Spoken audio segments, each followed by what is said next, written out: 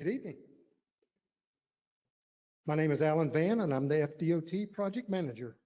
And I would like to welcome you to tonight's public hearing for State Road 173, Blue Angel Parkway Project Development and Environment, or PD&E Study. On behalf of FDOT, I would like to thank you for your interest in this project and attendance this evening. Tonight, I am being supported by representatives from FDOT District 3, as well as our consultant team. This public hearing is being held in person at Myrtle Grove Baptist Church in Pensacola, Florida, and virtually through GoToWebinar. I would also like to take a moment and thank any elected officials who are in attendance for tonight's public hearing. We appreciate your interest and involvement in this project. We will now turn our attention to the narrated presentation.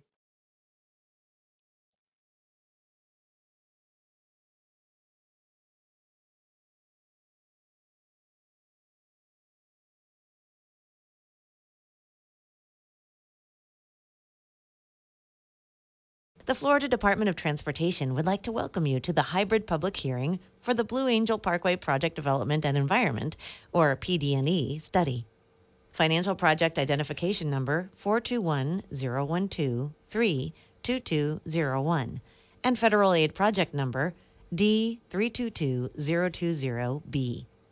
In addition to the PD&E team members here tonight, representatives from the FDOT District 3 Right-of-Way Department are here and will be available after the hybrid public hearing if you have questions regarding right-of-way acquisition.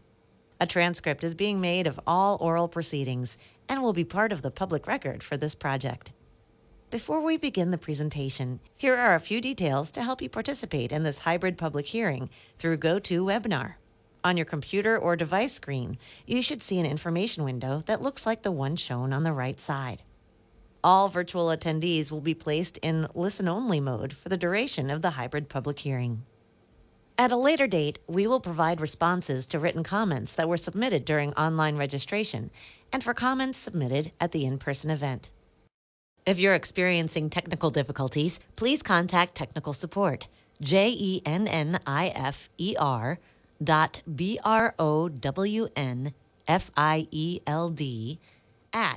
ATKINSREALIS.com. In the event of technical difficulties during the hybrid public hearing, please stay online while we work to resolve the issue. A recording of the GoToWebinar will be available on the project website 3 days after the hybrid public hearing. You can also call or email the FDOT project manager after the hybrid public hearing to request additional information. All comments must be submitted or postmarked by Sunday, April 20th to become part of the official record. Draft engineering and environmental documents were made available for online public review at noon Central Daylight Time on Thursday, March 13th at www.nwflroads.com/calendar and on location on Thursday, March 13th through Sunday, April 20th at the West Florida Public Library, Bellevue Branch in Pensacola. You may also view project documents tonight at the in-person public hearing. The Florida Department of Transportation, or FDOT, complies with various non-discrimination laws and regulations, including Title VI of the Civil Rights Act of 1964. Public participation is solicited without regard to race, color, national origin, age, sex, religion, disability, or family status. The environmental review, consultation, and other actions required by applicable federal environmental laws for this project are being, or have been, carried out by FDOT pursuant to 23 United States Code Section 327 and a Memorandum of Understanding dated May 26, 2022, and executed by the Federal Highway Administration and FDOT. The FDOT Office of Environmental Management in Tallahassee is the approving authority. This hybrid public hearing was advertised in the Pensacola News Journal, the Florida Administrative Register, and was noticed consistent with the federal and state requirements shown on the slide. Persons wishing to express concerns about Title VI may do so by contacting either the FDOT District 3 office in Chipley or the FDOT Central Office in Tallahassee. This contact information is displayed on the screen at this hybrid public hearing and in the handout. This study will evaluate widening State Road 173, Blue Angel Parkway, from 2 to 4 lanes between US 98, State Road 30, and State Road 297, Pine Forest Road in Escambia County. Intersection improvements are also proposed for State Road 298, Lillian Highway. The total distance of this study is approximately 7 miles. There are 5 main components of a PD&E study. Project initiation for the Blue Angel Parkway PD&E study occurred in mid-2023. Last May, FDOT completed the engineering and environmental analysis portion of the process and provided a virtual public update. The Blue Angel Parkway project is currently in the 4th stage of the PD&E process, the hybrid public hearing. The purpose of tonight's hybrid public hearing is to share information about the proposed improvements, the conceptual design, and alternatives under study. We will also discuss the potential benefits and disadvantages pertaining to social, economic, and environmental impacts upon the community. Public input and information received at the hybrid public hearing will be taken into consideration when preparing the final documents for this study.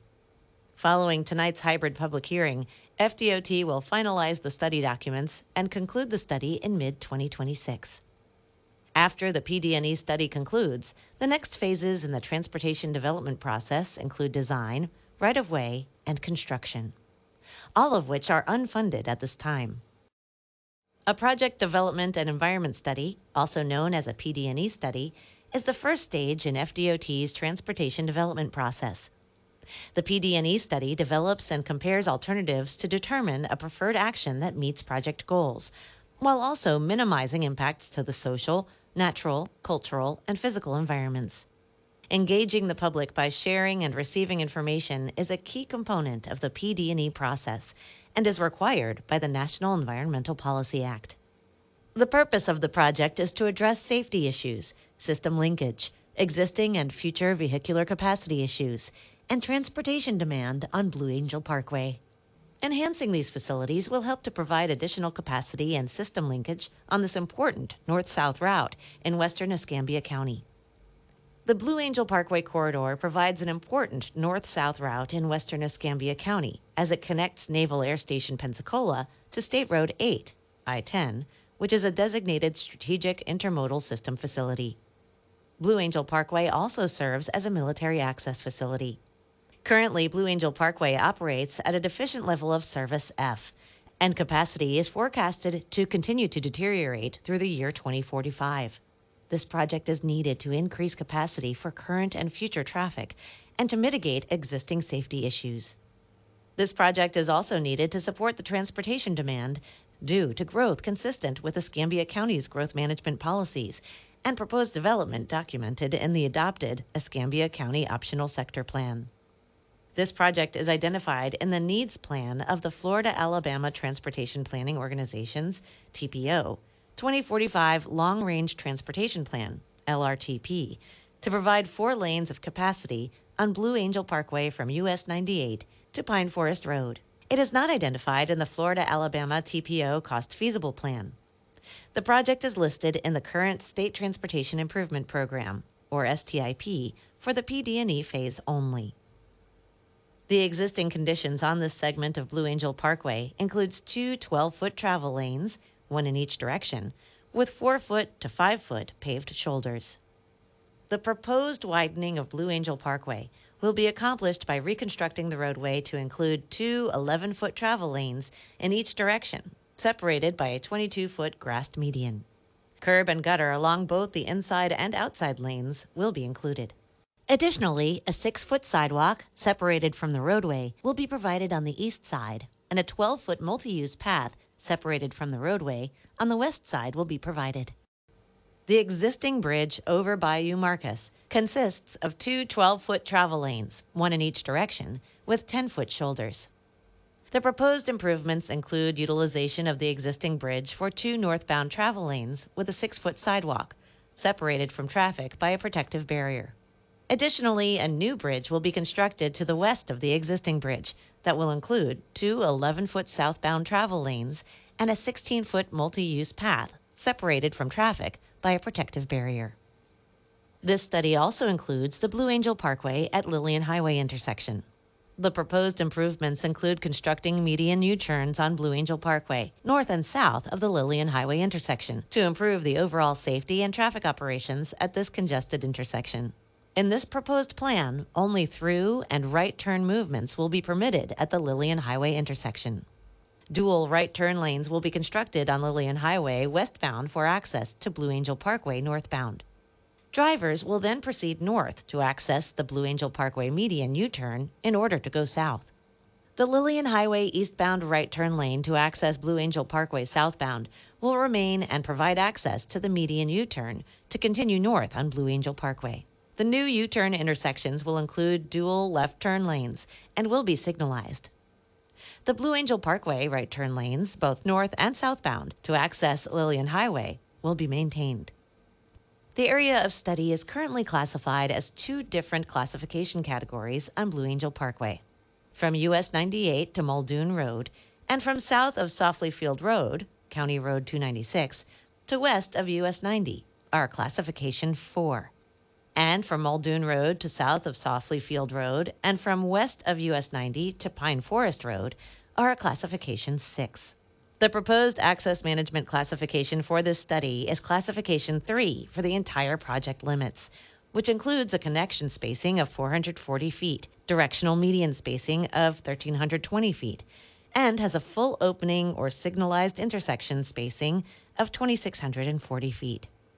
Additionally, the classification 3 speed limit is less than or equal to 45 miles per hour. This hybrid public hearing meets the requirements of this access classification change. A key component for this PD&E study was to evaluate the potential project impacts and benefits. A wide range of environmental effects were evaluated, including various social, cultural, natural, and physical resource effects, which are documented in the environmental documents. The table displayed is an evaluation matrix used to compare the build and no-build options for the Blue Angel Parkway PD&E project based on the listed evaluation criteria. The build option addresses project goals by meeting capacity needs and provides an acceptable level of service in 2045, and also enhances roadway safety. The build alternative does have impacts to these resources that will be discussed in further detail in the slides to follow. For the no-build option, the project goals are not achieved and will have no effect on any resources. It is a viable alternative and will remain so for the duration of the study. Under the no-build alternative, no improvements except routine maintenance would be made to State Road 173 within the project corridor. The anticipated social and economic effects for the build option include the potential need for 21.3 acres of right-of-way. It will have impacts on 297 parcels. No adverse or disproportionate impacts were found to affect low-income, minority, or protected population groups. One of the unavoidable consequences of a project such as this is the relocation of residential or commercial properties. For this project, we anticipate the relocation of 1 business and 13 residences. All right-of-way acquisition will be conducted in accordance with Florida Statute 339.09. and the Federal Uniform Relocation Assistance and Real Property Acquisition Policy Act of 1970, commonly known as the Uniform Act.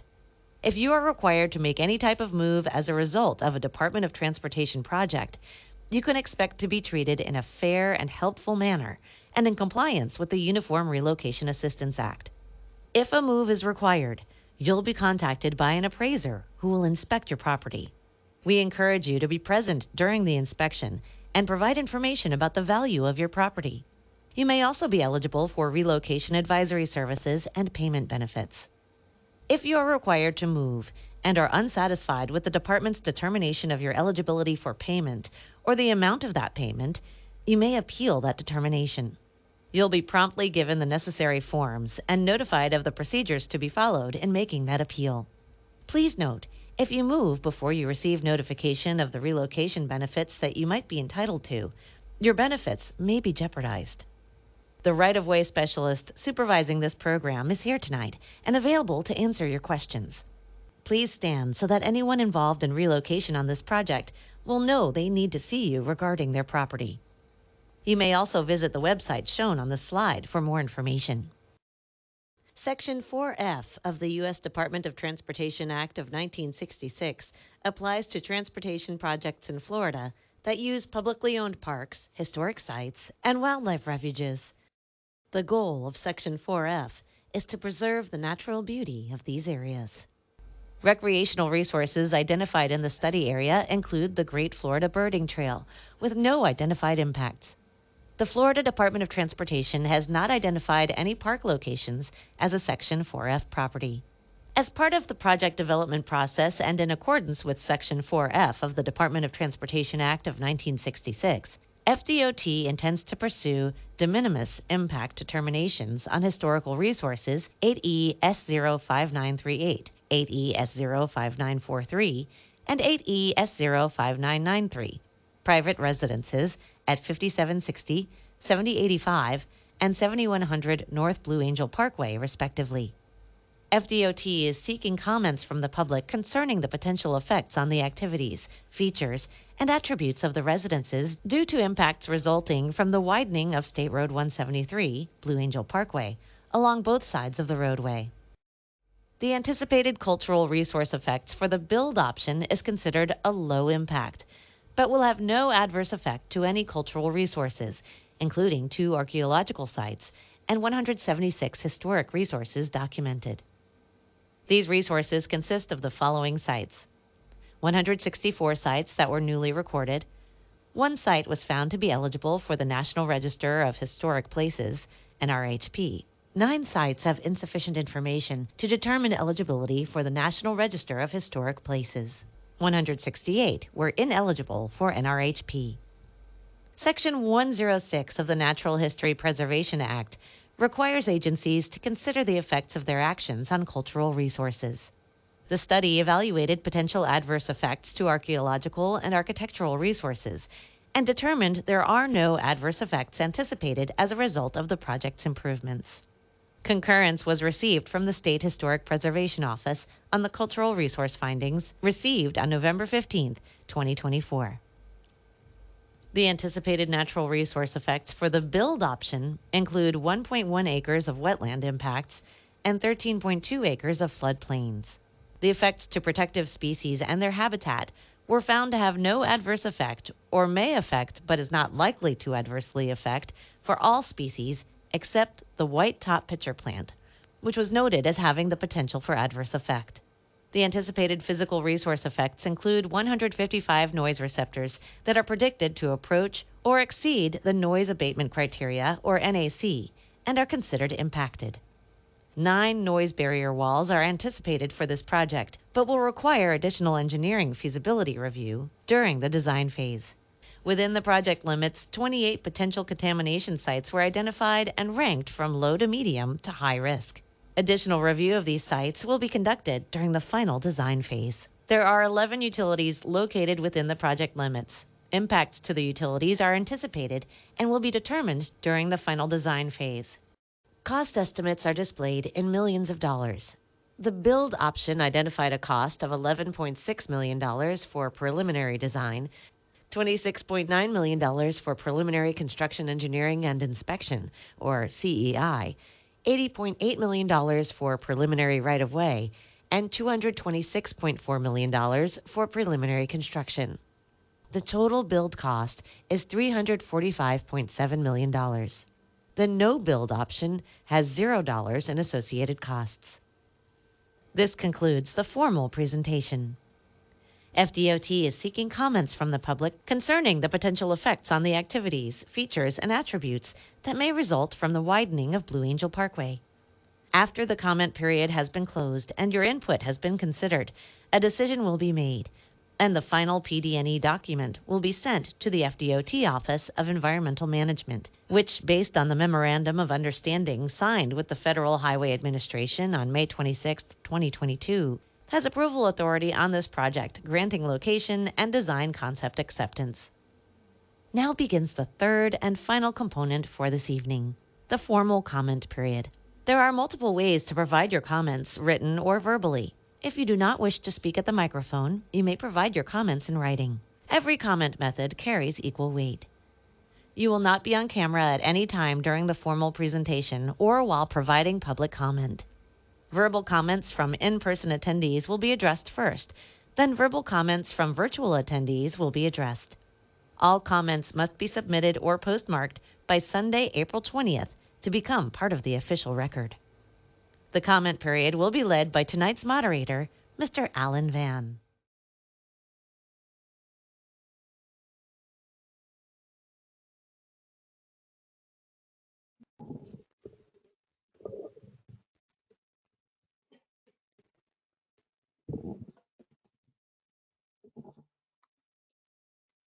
For the comment segment, we will incorporate your input from this public hearing into our decision-making process.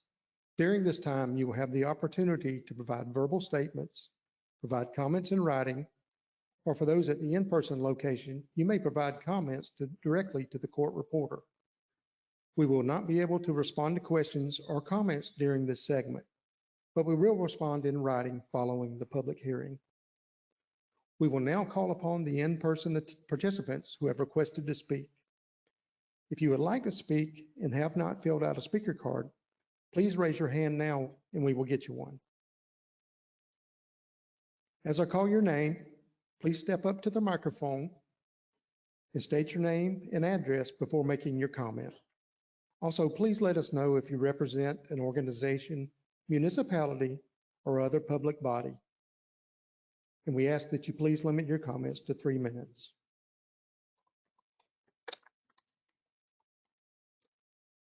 Up first,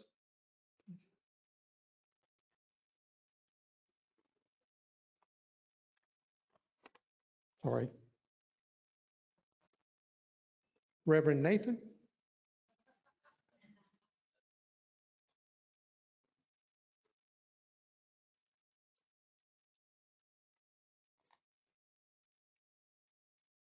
Reverend Nathan Regazinskis, Lutheran Church of the Resurrection, 6305 North Blue Angel.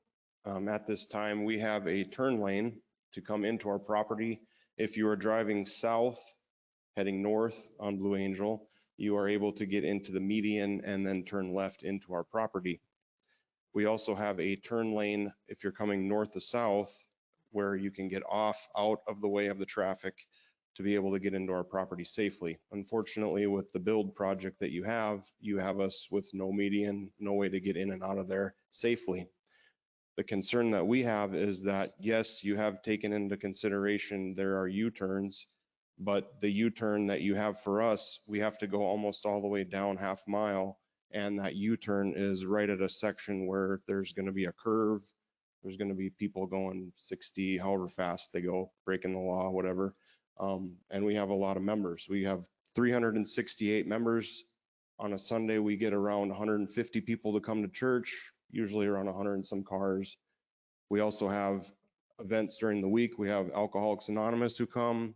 We have Bible studies, other events. We have 2 huge community events that we do. We do one called Pumpkins and Praise.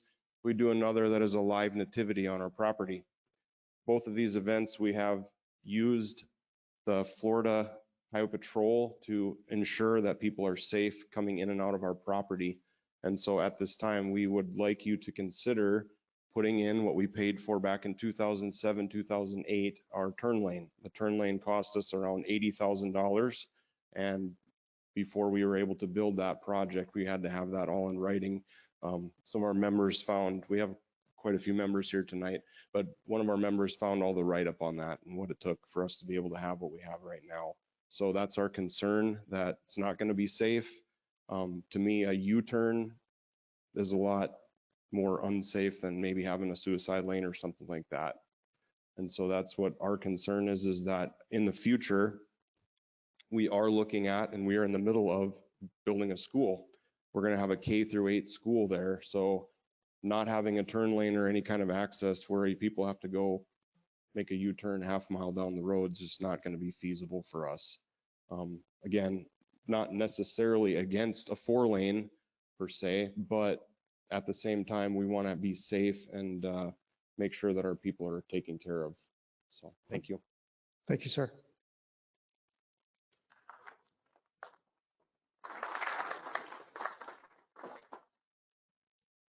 And I apologize, I will say some names incorrectly tonight, and I am sorry. Walter Carillion.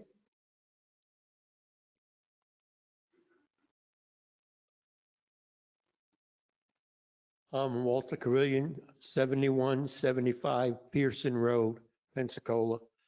The thing I find hard to understand is three parts of the project.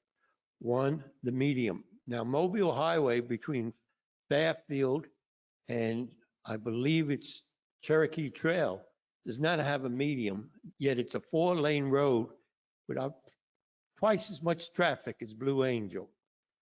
And there is no real significant problem with making the turning lane. Why the medium couldn't be a turning lane, I don't know. I find driving down the different roads in Pensacola that when they're cutting grass in the medium, it causes more of a traffic problem than anything else, because to those that don't live in Florida, it becomes a dust bowl. And those lawnmowers kick up dust. My other concern is Blue Angel and 98. I didn't see anything for a description how to get into that emergency room. I hope I never have to use it, but it's kind of a bad thing when you have an emergency to sit there and try to figure out what does the Department of Transportation want me to do to get into it. It's not built that far back from 98.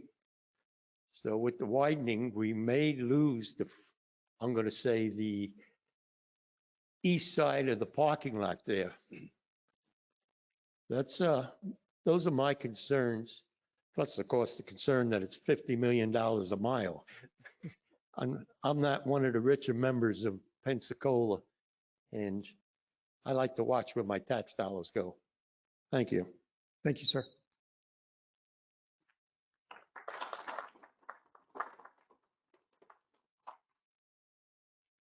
Rick Gremmel?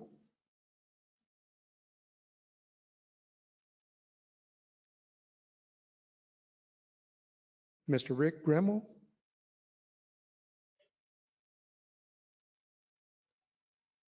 Okay, we'll come back to him. Robert and Jeanette Fountain?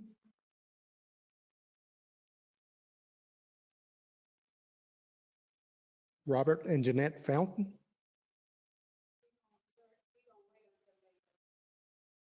I'm sorry? Thank you, ma'am. Paul Frederick?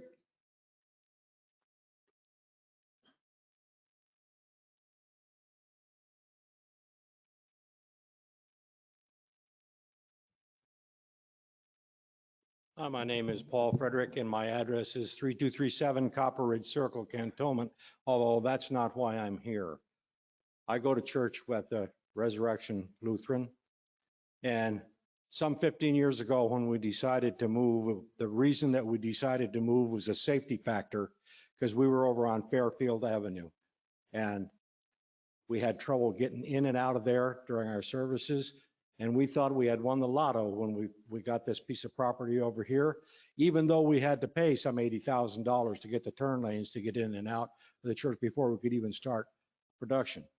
My biggest problem with this issue, however, is that I do not believe that it was sufficiently advertised to the population, irrespective of whether you put it in the News Journal or wherever you put it.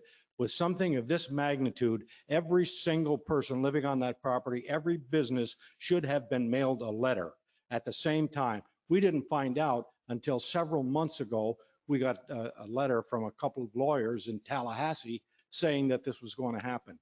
Had we known about it sooner by a good, decent publicity effort, we probably would have had a lot more time. We could have used the time that you had to prepare this presentation, and the cost that this presentation incurred was probably enough to send out a letter to every one of the people that's going to be affected by this. Thank you. Thank you.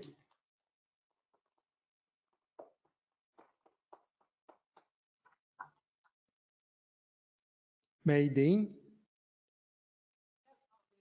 Thank you. Kathy Rushing?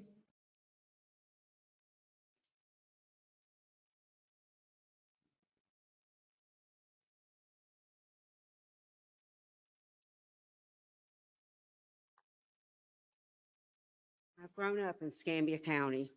I've been here 78 years.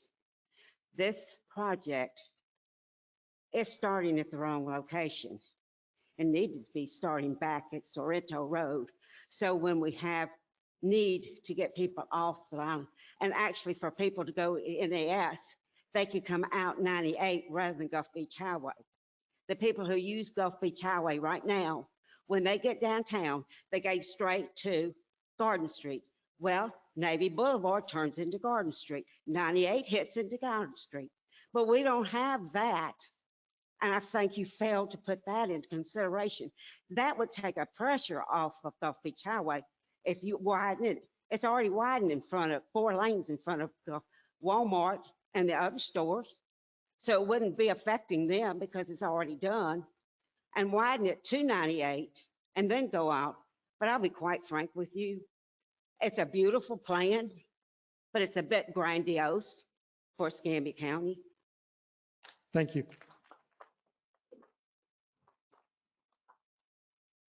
Ruth Mills.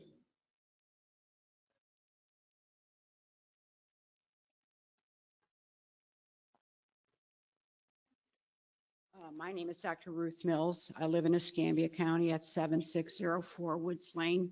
So I'm very familiar with the traffic patterns out the way of our church. I'm a member at Lutheran Church of the Resurrection. My primary concern is safety. Over the numerous years of my medical career, I have been involved in many trauma calls, and this is an invitation for one related to our church entrance and access. This is a very busy, growing church. We need consideration for egress and getting in and out. We have a lot of older members. We also serve other community efforts such as Alcoholics Anonymous. My concern is safety primarily. Also, I have one other comment about those grass medians. I'm not sure what the purpose of that is. They're not well maintained for the most part, and I think that area could be put to better use in terms of what the safety concerns are. And that's it. Thank you. Thank you.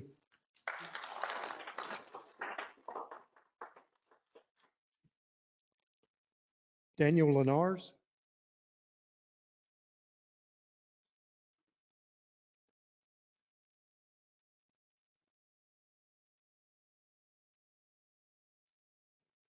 I live at 5252 Zachary Boulevard. My name is Daniel Linares. I serve as the president of the Zachary Estates Homeowners Association. Zachary Estates is a community of 123 single-family homes located near the intersection of Bellevue Avenue and Blue Angel Parkway. As it now stands, road noise is already a concern for many of our residents. With the proposed road widening, the increased traffic in the road's closer proximity to our homes will make this problem significantly worse. To maintain a reasonable noise level, the inclusion of a sound wall in this project is absolutely essential. So I strongly urge that the final design of this project include a sound wall in the vicinity of Zachary Estates. Thank you very much. Thank you.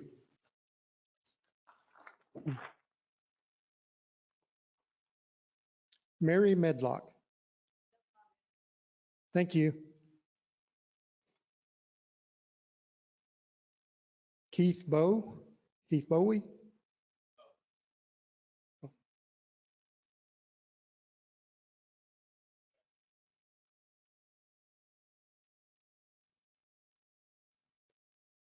Keith Bowe, BOWE, 1213 Paulding Avenue, Pensacola, 32507. I'm a member of the Citizens Advisory Committee on the FPO, Florida, Alabama FPL. I'm here at the request of Commissioner Stroberger he asked me to specifically ask about sound barriers around residential areas where it's already a problem. And I believe the gentleman before me already addressed this, but it is a concern for multiple constituents. Also, I would like to, from another constituent, bring out the fact that there will be, by this plan ending 4 lanes at Sorrento Road, or at Highway 98, between Highway 98 and Sorrento Road, it will be 2 lanes. And then south of Sorrento Road, it goes back to 4 lanes. So it's a little bit of a bottleneck.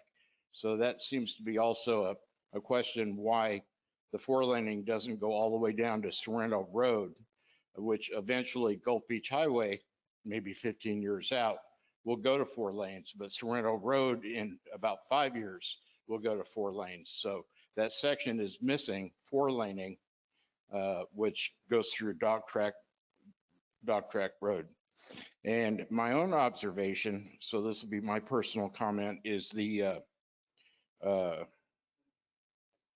loop at Lillian Highway seems unnecessary and complicated. It just seems like there could be a better solution in that particular area. So those are the 3 points that I would like to address. Thank you. Thank you, sir.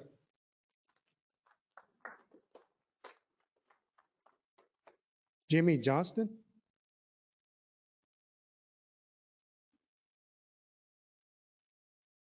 My name is Jimmy Johnston, and I live at 5321 Bellevue Avenue, Pensacola, Florida. I've lived there 25 years, and we've had numerous deaths in that area between Softly and Mobile Highway. With the speeding is a big problem. When it rains, the water and all comes across the road, causes a lot of problems. There's no drainage been talked about. Some of the things that you're proposing are going to go too close to some of the houses, which if you put a noise barrier, you still got the problem.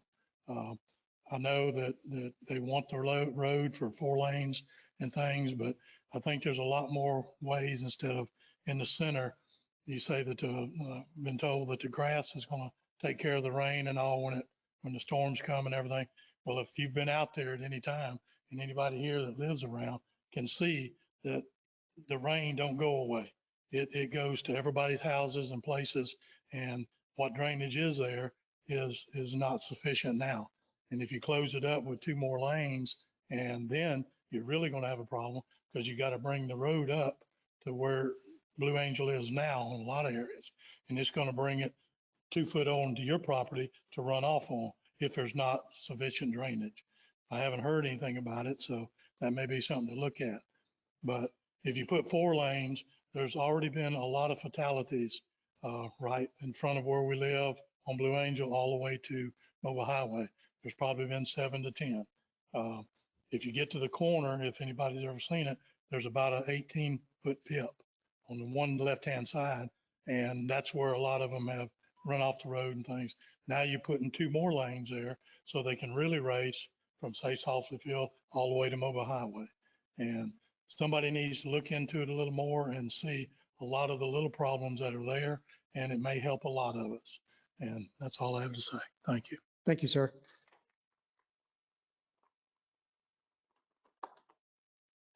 That is the last card that I have. Does anyone else desire to speak? Yes, ma'am. You can come on to the microphone. If you would, please state your name and address and complete a speaker's card after your comment. Okay, I signed in. I went on that DOT and signed in Yes. to speak. My name is Dorothy Davis, and I stay 5248 Zachary Boulevard. I've been there for 10 years, and my concern is the widening of the road. Some of my property will have to be taken for this to be extended. And I need to know how far you're gonna come up to my back door with this. I get a lot of noise from the streets already. If you put a sound barrier fence there, whatever, it would be okay, I guess, but it will still be there. And you mentioned in your recording, they'll be going 45 miles an hour. So you say 45, they'll do 50. So that's gonna be a lot of traffic. And normally it starts about 6 in the morning. And I have seen it in my back door. I have a privacy fence, but when it's get real crowded from the light up further, it's all the way back in the back. My concern is with the driving, 45 miles, accidents will occur. And how, as I said earlier, I want to know how much of my property is going to be taken and to replace the fence. I assume that you all will do it, but I do have a sprinkler system back there too. So you'll probably have to dig it up in order to get to wherever. But, and I wanted to know, just how long this is going to take. I don't know if you did it on the recording or not, but when they take my fence down, that'll give anyone that's going in that area to just walk up to my back door. And that bothers me. So those are my real concerns on it. And mostly about that fence and how much of my property will be taken. And you also said something about relocating. I don't know who you're going to be relocating. Hopefully it's not me. But I guess you all are going to go in another phase where you'll get with individuals that's going to be actually affected by it. Because I did get a letter, but it wasn't enough for me to go on. And I seen your the designs outside. That didn't do me much good either, So I would like to be known about what's going to be done about that fence because I'm really concerned on that. Thank you, ma'am. So, would you like me to bring a microphone to you?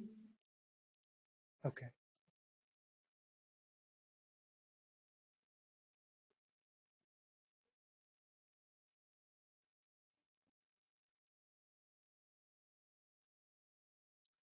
My name is Nehemiah Johnson, Senior, and I'm here about our church, St. Paul Missionary Baptist Church, not on the level that Pastor Nan back there has, but that turns around before we get to the property at 1340 Blue Angel Parkway. So we just asking for a little consideration on that. They will basically have to pass by the church, go all the way down to the next turnaround, which is down a little further to come back to it. If you can look into that for us, please, we'll appreciate that. Okay? Thank you. Thank you. Oh. Yes. I'm sorry, I'm blind.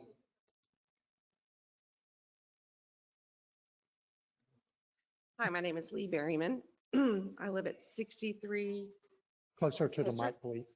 633638 North Blue Angel Parkway. Our family has been on Blue Angel, which used to be Millview Road, since 1942. So we've been involved in a lot of these land acquisitions from the state. And this is yet again another one.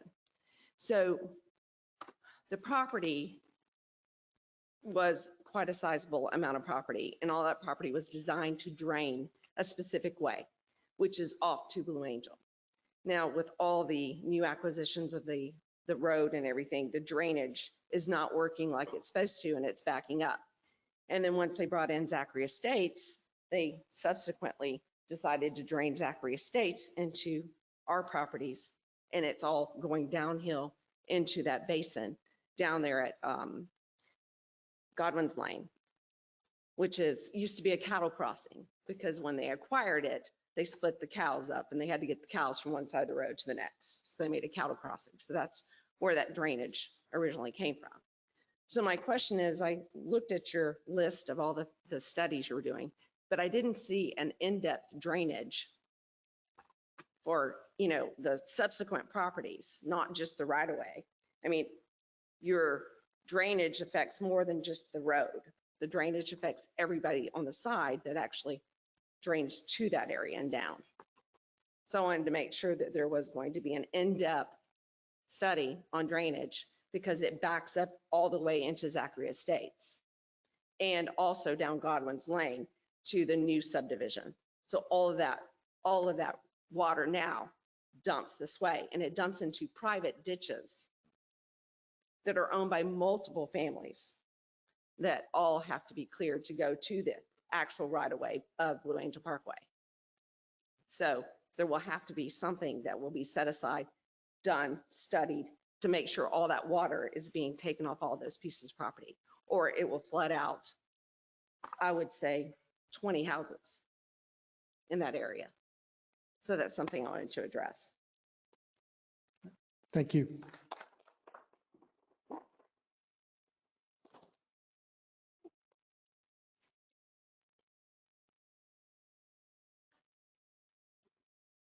Jennifer Revelio.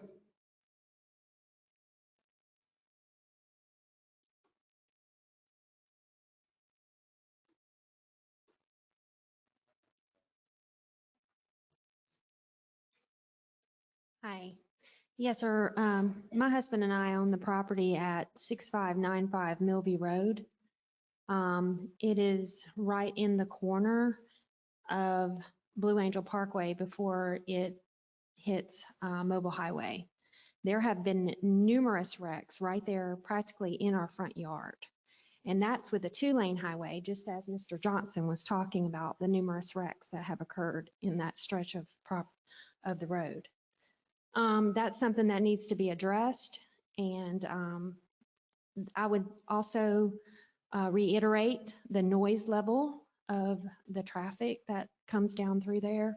The drainage, I would also reiterate that.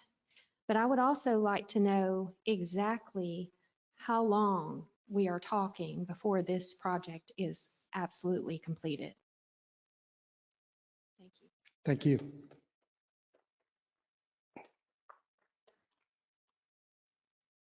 Does anyone else desire to speak?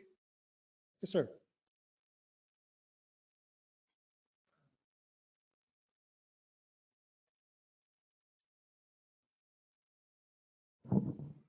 Hello, my name is Eric Fryer. I'm also a member of 3216 Fresno Avenue, Pensacola, Florida. Also a member of Lutheran Church of the Resurrection.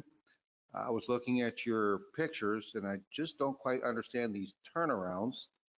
I mean, I've been driving all my life and stop and go lights seem to work fine.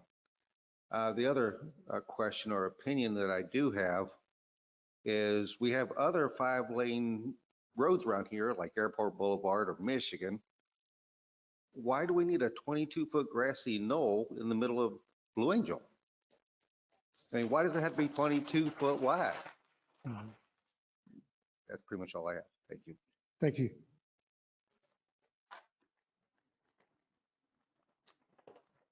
Does anyone else desire to speak?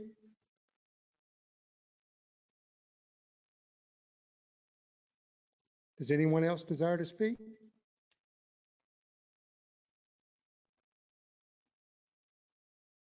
At this time, we are going to turn it over to our online moderator, Jennifer Brownfield, who will now call upon our online participants who have requested to speak. Jennifer? Thank you, Alan. For those of you wishing to offer public comments virtually, I'll call your name and then I'll unmute you. Please make sure to also unmute yourself with using your microphone on your end, using the go-to control panel as shown on this slide. When it's your turn to speak, please state your name and your address before making your comment. And if you represent an organization, municipality, or other public body, please provide that information as well. Again, before you speak, make sure you're not self-muted. Click the microphone to make it green. If you did not ask to speak when you registered for the hearing, but you would like to do so now, please use the raise your hand feature, and I will call on you once we've heard from those who've previously registered to speak. The first person I see online requesting to make a public statement is Ken Barshaw, and I'm going to unmute you. Please also unmute yourself.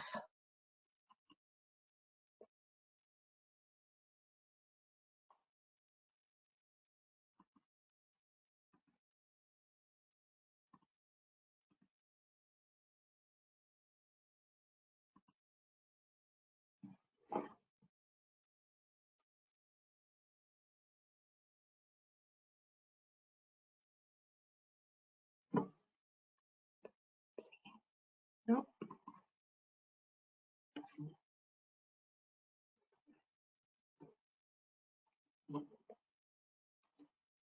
All right, Ken, let me come right back to you. We're going to move over to Robert Hall. Robert, I'm going to unmute you. Please also unmute yourself.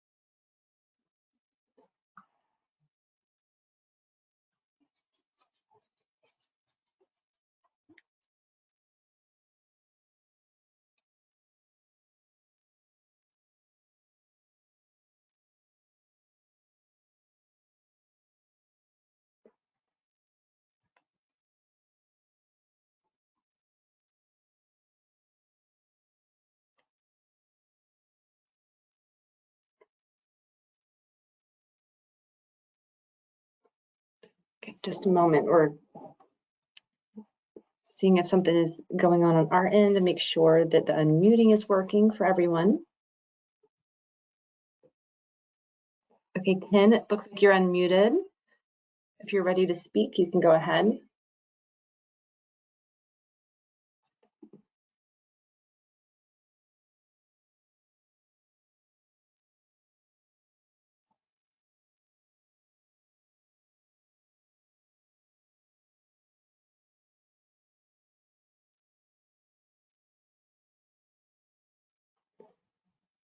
All right, let's try Robert Hall.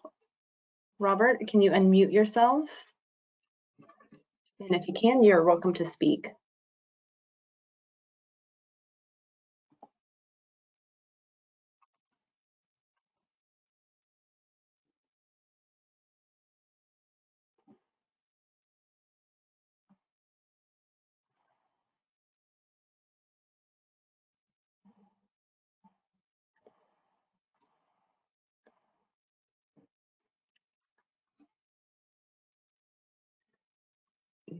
No, okay.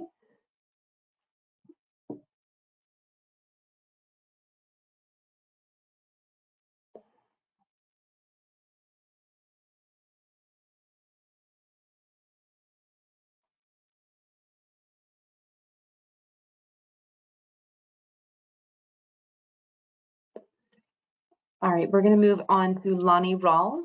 Lonnie, we're going to unmute you. If you can also click to unmute yourself, you are welcome to speak.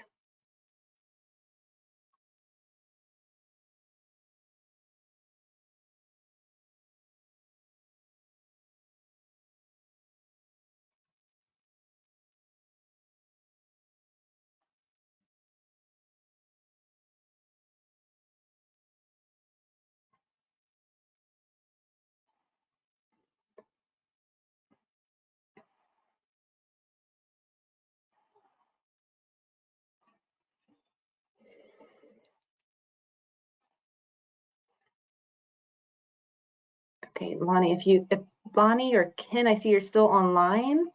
If you're having problems, you're welcome to submit comments via email to the project staff, and they will become part of the public record.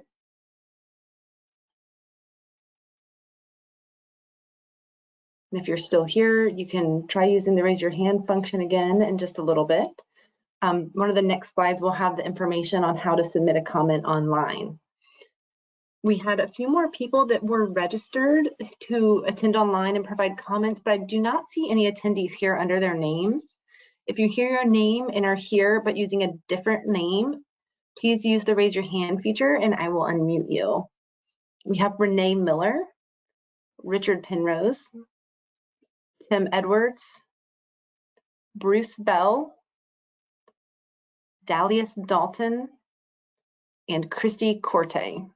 If any of you are here online and would like to make a public comment, please use the raise your hand function and we can unmute you.